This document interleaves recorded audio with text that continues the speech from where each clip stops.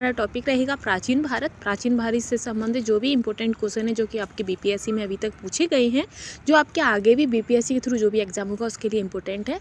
तो चलिए हम देखते हैं इसमें हमारा प्राचीन भारत का जो इतिहास है उसमें हमारा पहला क्वेश्चन रहेगा। पहला क्वेश्चन है हमारा कि भारत में पशुपालन एवं कृषि के प्राचीनतम साक्ष्य प्राप्त हुए हैं। तो ये प्राचीनतम साक्ष्य कहाँ से प्राप्त हुए हैं? तो ये आपके मेहरगढ़ से प्राप्त हुए हैं। इसकी हम पूरी व्याख्या भी देख लेते हैं कि भारतीय उपमहाद्वीप में पशुपालन एवं कृषि का प्रारंभिक स्थल मेहरगढ़ को माना जाता है, जो कि 7000 से 5500 ईसा पूर्व के मध्य मानव बचाव का क्षेत्र था। कुछ विद्वान मेहरगढ़ में पशुपालन का काल 8500 ईसा पूर्व से मानते हैं। नवीनतम खोजों के आधार पर भारतीय उपमहाद्वीपों में प्राचीनतम कृषि साक्ष्य वाला स्थल उत्तर प्रदेश के संत कबीर नगर को माना गया है। तो इससे ये हो जाता है कि जो भी है आपका जो चावल की खेती का जो सबसे पुराना जो साक्ष्य प्राप्त हुआ था वो आपका बेलन नदी के तट पर प्राप्त हुआ था, जो कि 6500 ईसा पूर्व पहले का है, जो कि कोल्डी हवा आपने सुना होगा, वो स्थान था जहाँ से आपको चावल की भूसी के साक्ष्य प्राप्त हुए थे। ठीक है, तो ऐसे ही प्राचीन जो भारत है उसमें बहुत सारे ऐसे क्वेश्चन इसी टाइप के क्वेश्चन आपसे एग्जामिनर पूछता है। चलिए हम नेक्स्ट क्वेश्चन पर चलेंगे। नेक्स्ट क्वेश्चन आपसे क्या पूछ रहा है? तो नेक्स्ट क्वेश्चन एग्जामिनर आपसे पूछ रहा है कि निम्न में से किसको कैलकोथिक युग कहा जाता है? तो इनमें से किसको कैलकोथिक युग कहते हैं? तो जो आपका ताम्र पाषाण युग है उसे कैलकोलिथिक युग कहा जाता है, क्योंकि इस काल में सबसे ज़्यादा तांबे के जो औजार थे वो सबसे ज़्यादा मिले थे, इसीलिए इसे कैलकोथिक युग कहा जाता है। ठीक है फ्रेंड्स, आगे हम देखते हैं नेक्स्ट क्वेश्चन। थर्ड क्वेश्चन है आपका, जिसमें पूछा गया है कि हड़प्पा में मिट्टी के बर्तनों पर सामान्यतः किस रंग का उपयोग किया गया था? तो जो हड़प्पा के जो मिट्टी के जो बर्तन प्राप्त हुए हैं, जो मृदभांड प्राप्त हुए हैं, उस पर किस तरीके की मिट्टी यूज हुई है? तो वहाँ पर आपकी लाल और काली, कैसे रेड एंड ब्लैक मिट्टी का यूज हुआ है। तो यहाँ पर रेड ऑप्शन आपका है, इसलिए इसका आंसर ए करेक्ट हो जाएगा। आगे हम चलेंगे, तीसरे के बाद आएगा हमारा चौथा क्वेश्चन। चौथे क्वेश्चन में आपसे पूछा गया है कि सिंधु सभ्यता निम्नलिखित में से किस युग में पड़ता है? जो सिंधु सभ्यता है वो कौन सी युग में पड़ता है? तो ये अध ऐतिहासिक काल बनता है। अध ऐतिहासिक काल का मतलब है जो कि इसमें लेखन का ज्ञान तो था लेकिन अभी तक इसको पढ़ा नहीं गया है, इसीलिए इसे अध ऐतिहासिक काल कहा जाता है। और जो भी है ज्ञान तो था परंतु अभी तक इसे पढ़ा नहीं गया, इसीलिए इसे कहते हैं। और जो इसका भारतीय इतिहास में जो इसका काल रहा है वो 2500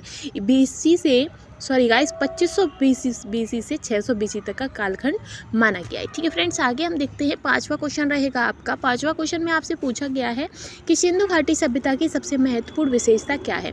तो सिंधु घाटी सभ्यता की सबसे महत्वपूर्ण विशेषता क्या है? तो इसकी जो सबसे अच्छी विशेषता थी, एक तो नगरीकरण था, साथ ही वहाँ की जो पकी हुई ईंटों से बनी इमारतें थी। क्या थी? जो वहाँ के मकान बने थे वो पकी हुई ईंटों की तरह बने थे, जैसे कि आजकल के जो मकान बने होते वो वहाँ की सबसे विशेषता थी, सबसे महत्वपूर्ण। नालियाँ वगैरह, स्नानागार वगैरह भी वहाँ पर सब कुछ अवेलेबल था। आगे हम चलेंगे नेक्स्ट क्वेश्चन पर। छठवां क्वेश्चन है आपका, जिसमें पूछा गया है कि निम्नलिखित में से कौन सा एक हड़प्पा का बंदरगाह है? तो इनमें से कौन सा हड़प्पा का बंदरगाह है? तो आप कह देंगे कि जो लोथल है वो हड़प्पा का बंदरगाह है। कौन सा? लोथल। ठीक है, जो कि लोथल जो है वो गुजरात के अहमदाबाद जिले में भोगवा नदी के किनारे स्थित है। क्वेश्चन आपसे ये भी पूछ लेगा कि लोथल कहाँ पर स्थित है, तो आपका आंसर हो जाएगा कि जो लोथल है वो गुजरात में है। गुजरात में भी कहाँ पर? तो भोगवा नदी के तट पर है। ठीक है फ्रेंड्स, आगे हम बढ़ते हैं। नेक्स्ट क्वेश्चन रहेगा आपका सातवां क्वेश्चन। सातवें क्वेश्चन में आपसे पूछा गया है कि निम्नलिखित में से कौन सा हड़प्पा कालीन स्थल गुजरात में है? तो अभी तो हमने बात ही की है कि जो लोथल है वो आपका गुजरात में है। कौन सा? ये लोथल। तो ऑप्शन ए आपका करेक्ट हो जाएगा। आगे हम देखते हैं। आठवां क्वेश्चन है आपका। आठवां क्वेश्चन में आपसे पूछा गया है कि निम्न में से किस हड़प्पा कालीन स्थल से टेराकोटा का हल प्राप्त हुआ है? तो टेराकोटा का हल कहाँ से प्राप्त हुआ है फ्रेंड्स? तो ये आपका बनावली से प्राप्त हुआ है। कहाँ से? बनावली से आपका ये प्राप्त हुआ है। ठीक है, आठवें के बाद हम चलेंगे नौवें क्वेश्चन पर। नौवें क्वेश्चन है कि निम्न में से किस हड़प्पन नगर में जोते हुए खेतों के निशान मिले हैं? तो जो कालीबंगा है वहाँ से आपको जोते हुए खेतों के निशान मिले हैं, तो ऑप्शन ए आपका करेक्ट हो जाएगा। आगे हम चलेंगे 10वें क्वेश्चन पर। 10वां क्वेश्चन है कि निम्नलिखित में से कौन हड़प्पा और मोहनजोदड़ो के उत्खनन से संबंधित नहीं है? तो वो कौन नहीं थे? तो RD बनर्जी यानी कि रेखालदास बनर्जी थे। KN दीक्षित, तो KN दीक्षित संबंधित नहीं थे। आगे भी हम ऑप्शन देख लेते हैं। नेक्स्ट है आपका MS वत्स और VM स्मिथ। तो जो आपके VM स्मिथ है, VAM स्मिथ, ये आपके उससे संबंधित नहीं थे। तो इसका आंसर जो है वो ऑप्शन डी हो जाएगा। आगे हम चलेंगे 11वां क्वेश्चन पर। तो 11वां क्वेश्चन है कि बोगज कोई का महत्व इसलिए है कि, जो बोगज कोई है उसका महत्व क्यों है, क्योंकि वहाँ जो अभिलेख प्राप्त हुए उनमें वैदिक देवी एवं देवताओं का वर्णन मिलता है, इसीलिए आपका बोगज कोई इम्पोर्टेंट है। ठीक है, आगे हम बढ़ेंगे। 11 के बाद आएगा आपका 12वां क्वेश्चन, और 12वां क्वेश्चन में आपसे पूछा गया है कि प्रसिद्ध 10 राजाओं का युद्ध किस नदी के तट पर हुआ था। तो वो कौन सी नदी थी, तो वो आपकी परुशुड़ी नदी थी, जहाँ पर 10 राजाओं का युद्ध हुआ था। और किस किस के मध्य हुआ था ये आप हमें जल्दी से कमेंट में बताइएगा। और 13वां क्वेश्चन है आपका कि ऋग्वेद का कौन सा मंडल सोम मंदिर को समर्पित है। तो ऋग्वेद का कौन सा मंडल है जो सोम को समर्पित है, तो जो आपका 9वां मंडल है वो सोम को समर्पित है। ठीक है फ्रेंड्स, आगे हम चलेंगे। 14वां क्वेश्चन है आपका कि ऋग्वेद संहिता का 9वां मंडल पूर्णतः किसको समर्पित है। तो जो 9वां मंडल है वो आपका सोम और इस पेड़ पर नामांकृत देवता पर समर्पित है। तो इसका जो आंसर है 14 का वो ऑप्शन डी इसका करेक्ट हो जाएगा। 14 के बाद हम चलेंगे 15वां क्वेश्चन में आपसे पूछा गया है कि गायत्री मंत्र किस पुस्तक में मिलता है। तो गायत्री मंत्र हमें किस पुस्तक से प्राप्त हुआ है, तो ये आपका ऋग्वेद से प्राप्त हुआ है। ठीक है, और ये कौन से मंडल में है, तो ये तृतीय मंडल में है। और इसके लेखक कौन थे, तो इसके लेखक जो रचनाकार थे वो विश्वामित्र थे, किसके, गायत्री मंत्र के। ठीक है, आगे हम चलते हैं। नेक्स्ट है 16वां क्वेश्चन, जिसमें हमसे पूछा गया है कि निम्न में से किस भारतीय दर्शन ने परमाणु सिद्धांत का प्रतिपादन दिया है। तो परमाणु सिद्धांत का प्रतिपादन किसने दिया है, तो वैशेषिक ने दिया है। किसने, वैशेषिक ने। तो ऑप्शन डी इसका करेक्ट हो जाएगा। आगे है आपका कि महावीर स्वामी का जन्म कहाँ हुआ था। तो महावीर स्वामी का जन्म कहाँ हुआ था, तो आपका आंसर हो जाएगा कुंडल ग्राम में हुआ था। और कब, तो 599 में हुआ था। ठीक है, वैशाली के निकट कुंडल ग्राम में 599 में इनका जन्म हुआ था। और इनकी जो माता थी वो त्रिशला थी, जो कि लक्ष्मी के गणराज के चेटक की बहन थी। ठीक है फ्रेंड्स, और जो इनके पिता का नाम क्या था, तो सिद्धार्थ था। और ये यात्रक गोत्र के थे या क्षत्रिय वंश के थे। ठीक है, आगे हम चलेंगे। नेक्स्ट है आपका क्वेश्चन हो गया ये 17। अब चलेंगे हम 8वें क्वेश्चन पर। 8वां क्वेश्चन में आपसे पूछा गया है कि महावीर जैन की मृत्यु निम्नलिखित में से किस नगर में हुई है। तो महावीर जैन की मृत्यु कहाँ हुई है, तो पावापुरी में हुई है। ठीक है फ्रेंड्स, और कब हुई थी, तो 527 ईसा पूर्व में, लगभग 72 वर्ष की उम्र में इनकी मृत्यु हो गई थी। नेक्स्ट क्वेश्चन है आपका 19 कि भगवान महावीर का प्रथम शिष्य कौन थे। तो भगवान महावीर के जो प्रथम शिष्य थे वो जमाली थे, यानी कि ऑप्शन ए करेक्ट हो जाएगा। और जमाली जो थे वो इनके दामाद थे। क्या थे, दामाद थे। ठीक है, आगे है नेक्स्ट क्वेश्चन हम चलेंगे 20वां पर। 20वां क्वेश्चन है आपका कि निम्नलिखित में से कौन सबसे पूर्वकालिक जैन ग्रंथ कहलाता है। तो पूर्वकालिक जैन ग्रंथ कौन सा है, तो वो आपका 14 पूर्व है। ठीक है, से तो महात्मा बुद्ध ने अपना पहला धर्म चक्र परिवर्तन किस स्थान पर दिया था। तो उन्होंने अपना पहला प्रवचन कहाँ दिया था, तो इसका जो आंसर हो जाएगा वो हो जाएगा सारनाथ। कहाँ पर हो जाएगा, सारनाथ में उन्होंने पहला अपना प्रवचन दिया था, जिसे धर्म चक्र परिवर्तन के नाम से जाना जाता है। ठीक है फ्रेंड्स, नेक्स्ट क्वेश्चन पर हम चलेंगे। नेक्स्ट क्वेश्चन है हमारा, नेक्स्ट है महात्मा बुद्ध का महापरिनिर्वाण कहाँ हुआ था। महापरिनिर्वाण कहाँ हुआ था, तो इसका आंसर आपका हो जाएगा कुशीनगर, यानी कि जो कुशीनगर में महात्मा बुद्ध का महापरिनिर्वाण हुआ था। ठीक है, अब क्वेश्चन आ जाता है ये कितनी अवस्था में हुआ था। महापरिनिर्वाण मीन्स होता क्या है, तो उनकी मृत्यु, यानी कि उन्होंने कब उनकी मृत्यु कब हुई थी, तो आप कह सकते हैं कुशीनगर में हुई थी। और तो कब, तो 40 वर्ष की अवस्था में और 483 में ईसा पूर्व में उनकी मृत्यु हुई थी। ठीक है, महापरिनिर्वाण को उन्होंने प्राप्त किया था। आगे हम चलेंगे 23 पर। 23 क्वेश्चन में आपसे पूछ रहा है एग्जामिनर कि त्रिपिटक किसकी धार्मिक पुस्तक है। तो त्रिपिटक किसकी धार्मिक पुस्तक है, तो आपका आंसर हो जाएगा ये बौद्ध की है। अब त्रिपिटक क्यों है, तो इसमें 3 पिटकों का आता है, जैसे कि आपकी विनय पिटक हो गई, जो कि विनय पिटक में आपके संघ संबंधी नियम तथा आचार की शिक्षाएं होती हैं। सुत्त पिटक है, जिसमें महात्मा बुद्ध के वचनों का पूरा वर्णन दिया गया है। फिर अभिधम्म पिटक है, जिसमें दार्शनिक सिद्धांतों को दिया गया है। टोटल मिला के आपके 3 पिटक हो जाते हैं, तो ये बौद्ध से संबंधित है। ठीक है फ्रेंड्स, आगे हम चलेंगे 24वां क्वेश्चन पर। 24वां क्वेश्चन है आपका कि त्रिरत्न या 3 रत्न, जैसे सटीक ज्ञान, सच्ची आस्था और सटीक क्रिया, निम्न में से किससे संबंधित है, तो ये भी आपका बौद्ध धर्म से ही संबंधित है। ठीक है, आगे हम चलेंगे 25 क्वेश्चन पर। 25 क्वेश्चन में आपसे पूछा गया है कि निम्नलिखित में से कौन सी बात बौद्ध धर्म तथा जैन धर्म में समान नहीं है। तो इनमें से कौन सी बात है जो बौद्ध और जैन धर्म में समान नहीं है।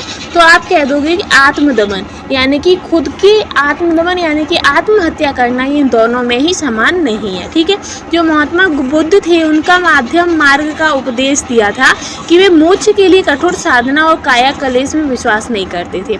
वो जो गौतम बुद्ध थे वो कहते थे कि जरूरी नहीं है कि मोक्ष प्राप्ति के लिए आपको काया कलेश ही करनी पड़े या कठोर साधना ही करनी पड़े। और जो इसके विपरीत ही जो महावीर स्वामी जी थे उनका मानना था कि घोर तपस्या और शरीर त्याग भी आवश्यक है मोक्ष की प्राप्ति के लिए। तो इस तरीके से ये इस क्वेश्चन हो जाते हैं। आगे हम चलेंगे नेक्स्ट क्वेश्चन पर आपके।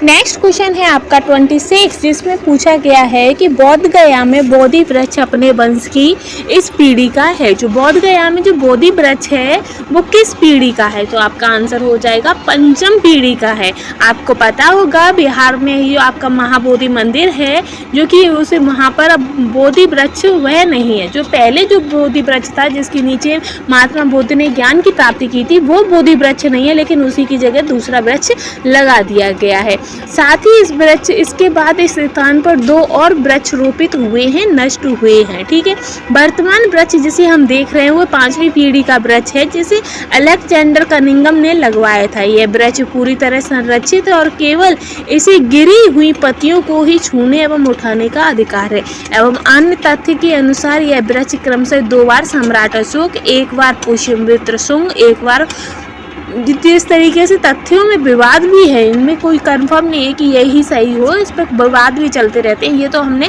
ऑथेंटिक तरीके से जो हमारी हिस्ट्री की बुक में लिखा है उसके हिसाब से आपको बताया है। आगे हम चलेंगे। नेक्स्ट क्वेश्चन है आपका 27 कि बराबर की गुफाओं का उपयोग किसने आश्रय गृह के रूप में किया था।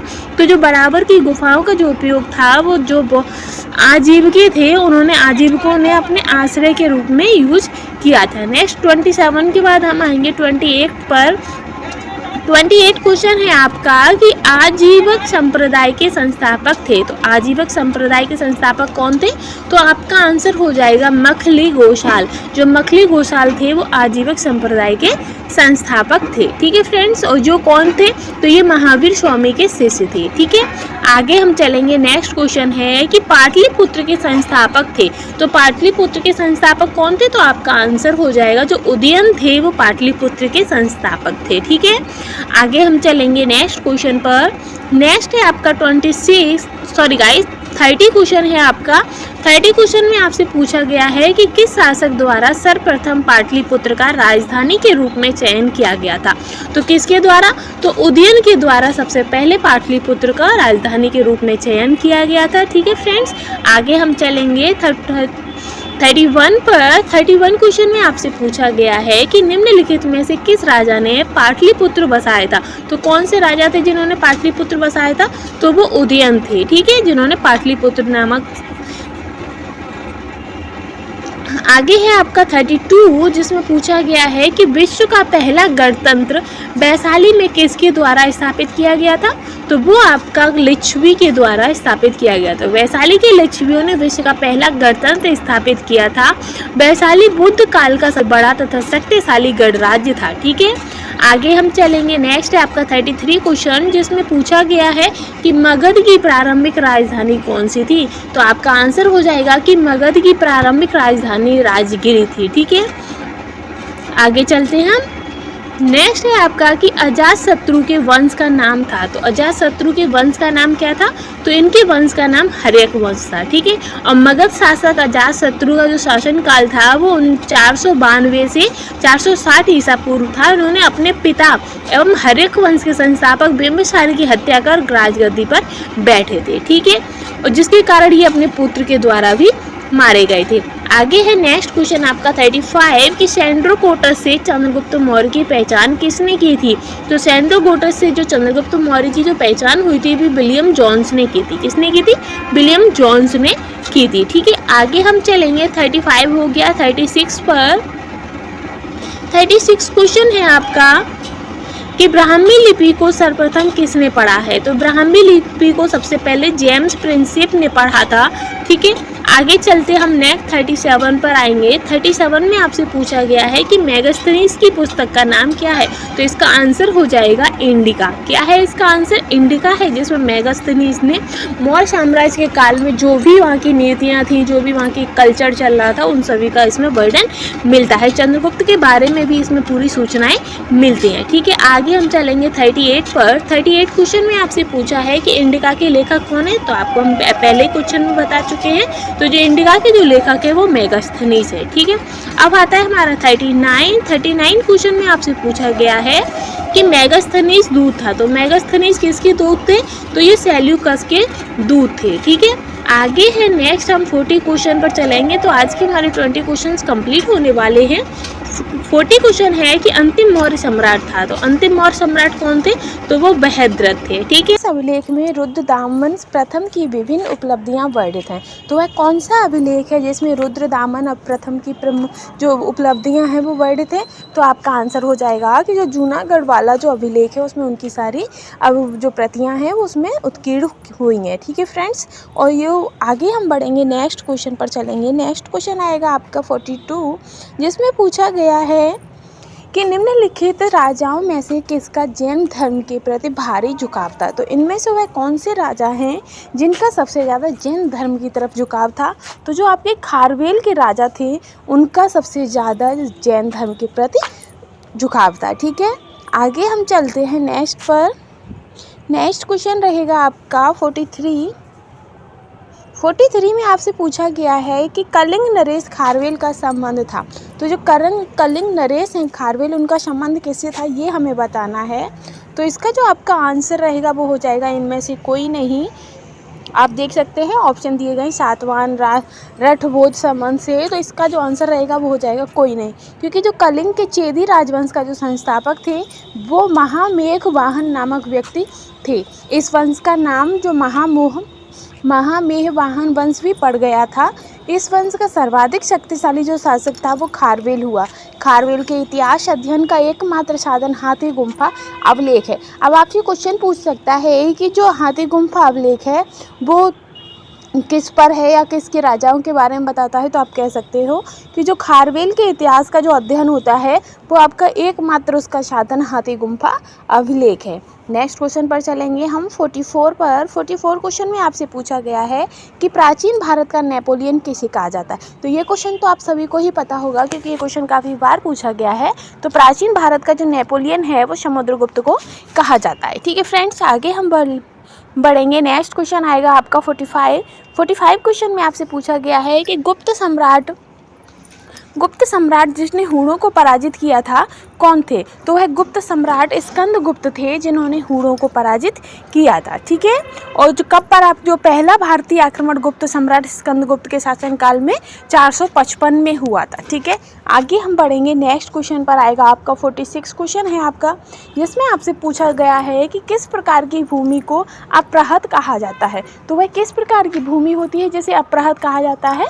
तो आपका आंसर हो जाएगा कि जो बिना जोती हुई जंगली भूमि होती है उसे अप्रहत कहा जाता है। ठीक है फ्रेंड्स, आगे हम चलेंगे। 46 के बाद आएगा हमारा 47 वाला क्वेश्चन, जिसमें हमसे पूछा गया है, एग्जामिनर पूछ रहा है कि चीनी यात्री सुंग युन ने भारत की यात्रा की थी। तो जो चीनी यात्री सुंग युन थे उन्होंने भारत की यात्रा कब की थी? तो आपका जो आंसर होगा वो हो जाएगा 515 ईस्वी से लेकर 520 ईस्वी तक आपके जो चीनी यात्री सुंग युन थे उन्होंने भारत की यात्रा की थी। ठीक है फ्रेंड्स, आगे हम चलेंगे 48 पर। 48 क्वेश्चन में आपसे पूछा गया है कि हर्षवर्धन के शासनकाल में किस चीनी यात्री ने भारत की यात्रा की थी? तो आपका आंसर हो जाएगा कि हर्षवर्धन के शासनकाल में आपके जो ह्वेंसांग थे उन्होंने भारत की यात्रा की थी। अब क्वेश्चन आता है कि कब? तो आपका 629 हो जाएगा, 629 में। और उसका उद्देश्य क्या था? जो ह्वेंसांग थे उनका भारत में जो यात्रा करने का मुख्य उद्देश्य क्या था? तो जो बौद्ध धर्म थे उनकी जो प्रतियाँ थी उन्हें इकट्ठा करना और बौद्ध धर्म के बारे में ज़्यादा से ज़्यादा ज्ञान प्राप्त करना ही उनका उद्देश्य था। आगे हम चलेंगे नेक्स्ट क्वेश्चन पर। नेक्स्ट क्वेश्चन है आपका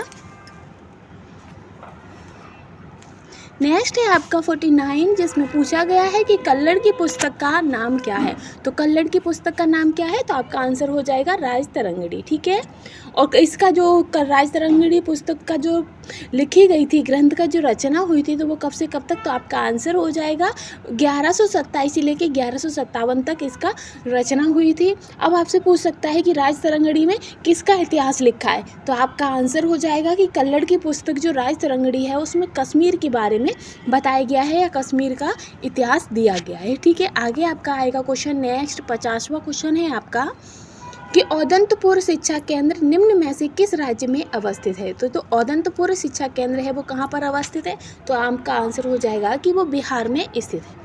ठीक है फ्रेंड्स, आगे हम चलेंगे। 51 आएगा हमारा क्वेश्चन। 51 में हमसे पूछा गया है कि कर्नाट वंश का संस्थापक कौन था। तो कर्नाट वंश का संस्थापक कौन था, तो आपका आंसर हो जाएगा कि जो न्याय देव थे वो कर्नाट वंश के शासक थे और ये महान योद्धा थे। ठीक है, आगे हम चलेंगे। नेक्स्ट क्वेश्चन है फ्रेंड्स आपका 52 कि कर्नाट वंश का अंतिम शासक कौन था। तो कर्नाट वंश का जो अंतिम शासक था वो हरसिंह था। कौन थे, हरसिंह थे। ठीक है, और जो ये हरसिंह थे वो बहुत ही बड़े कला और साहित्य के महान संरक्षक थे। साथ ही इन्होंने पंजी व्यवस्था की शुरुआत की थी। किसकी, पंजी व्यवस्था की शुरुआत की थी आपके कर्नाट वंश के जो अंतिम शासक थे आपके हरसिंह, उन्होंने। ठीक है, आगे है आपका 53 जिसमें पूछा गया है कि किस काल में अछूत की अवधारणा स्पष्ट रूप से उद्धृत हुई थी। तो वह कौन सा काल था, तो वह आपका धर्मशास्त्र के समय का जो काल था उसमें अछूत की अवधारणा स्पष्ट रूप से हो गई थी, जिसमें 4 वर्णों जैसे कि ब्राह्मण, क्षत्रिय, वैश्य, शूद्र अनेक जातियां उसमें निकल आई थी। ठीक है,